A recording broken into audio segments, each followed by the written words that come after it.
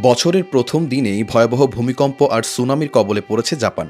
৭.৬ মাত্রার শক্তিশালী ভূমিকম্পের পর প্রায় ৪ ফুট উচ্চতার সুনামি আঘাত এনেছে দেশটিতে। সোমবার স্থানীয় সময় বিকাল ৪:২১ ইশিকাওয়া অঞ্চলের ওয়াজিমা শহরের উপকূলে প্রায় ৪ ফুট উচ্চতার ঢেউ আছড়ে পড়ে। সুনামি আঘাত হানলেও এখনও ক্ষয়ক্ষতির কোনো খবর পাওয়া যায়নি। এছাড়া তোয়ামা শহর, কাশিয়াজাকি, কানাজাওয়া বন্দর, টোবিশিমা দ্বীপ ও সাদো দ্বীপ সহ জাপানের পশ্চিম উপকূলীয় কয়েকটি এলাকায় ১ মিটারের মতো উচ্চতার সুনামি হওয়ার খবর পাওয়া গেছে।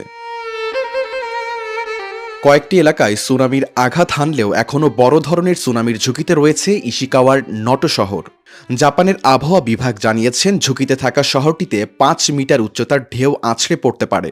এই শঙ্কায় এর মধ্যে দ্রুত বাড়িঘর ছেড়ে বাসিন্দাদের নিরাপদে সরে যাওয়ার নির্দেশনা দেওয়া হয়েছে। এর পরপরই যে যেভাবে পারছে দ্রুত সবকিছু ফেলে পালাচ্ছে। এর আগে সোমবার জাপানের উত্তরাঞ্চলে ৭.৬ মাত্রার শক্তিশালী ভূমিকম্প অনুভূত হয়। ভূমিকম্পের পর উপকূলীয় অঞ্চল ইশিকাওয়া, নিগাতা ও তোয়ামায় সুনামি সতর্কতা জারি করে জাপানের আবহাওয়া বিভাগ। শুধু জাপান নয়, শক্তিশালী এই ভূমিকম্পের পর উত্তর কোরিয়া, দক্ষিণ কোরিয়া ও রাশিয়ায় সুনামি সতর্কবার্তাও জারি করা হয়েছে। এমনকি দক্ষিণ কোরিয়ায় ১.৫ ফুট উচ্চতার সুনামির আঘাত হানার খবর দিয়েছে দেশটির আবহাওয়া অফিস। জাপানের স্মরণকালের সবচেয়ে ভয়াবহ সুনামি আঘাত হানে ২০১১ সালে।